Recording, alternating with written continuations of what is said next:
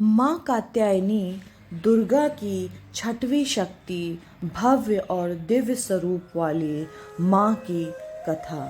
नवरात्रि में छठे दिन माँ कात्यायनी की पूजा की जाती है। इनकी उपासना और आराधना से भक्तों को बड़ी आसानी से अर्थ, धर्म, काम और मोक्ष चारों फलों की प्राप्ति होती है। उनके रोग, शोक, संताप और भय नष्ट हो जाते हैं।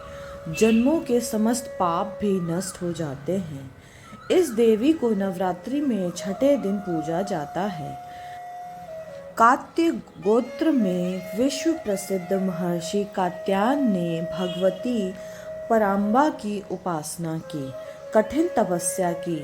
उनकी इच्छा थी कि उन्हें पुत्री प्राप्त हो। माँ भगवती ने उनके घर पुत्री के रूप में जन्म लिया, इसलिए यह देवी कात्यायनी कहलाई।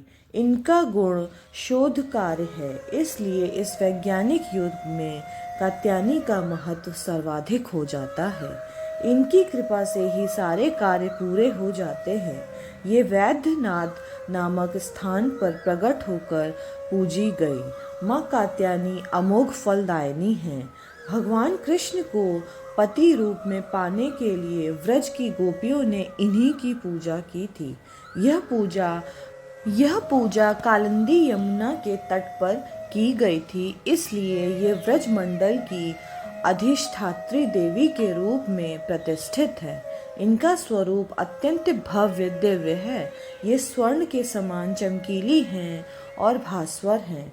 इनकी 4 भुजाएं हैं। दाईं तरफ का ऊपर वाला हाथ अभय मुद्रा में है तथा नीचे वाला हाथ वर मुद्रा में है। माँ के बाईं तरफ के ऊपर वाला हाथ में तलवार है व नीचे वाले हाथ में कमल का फूल सुशोभित है। इनका वाहन भी सिंह है। इनकी उपासना और आराधना से भक्तों को बड़ी आसानी से अर्थ, धर्म, काम, मोक्ष चारों फलों की प्राप्ति होती है।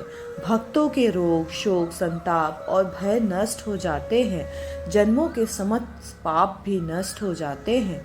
इसलिए कहा जाता है कि इस देवी की उपासना करने पर परम पद की प्राप्ति होती है। तो दोस्तों, कैसी लगी आपको इस देवी की कहानी? कमेंट करके ज़रूर बताइएगा। चैनल को सब्सक्राइब करिएगा। Thank you so much. Bye bye.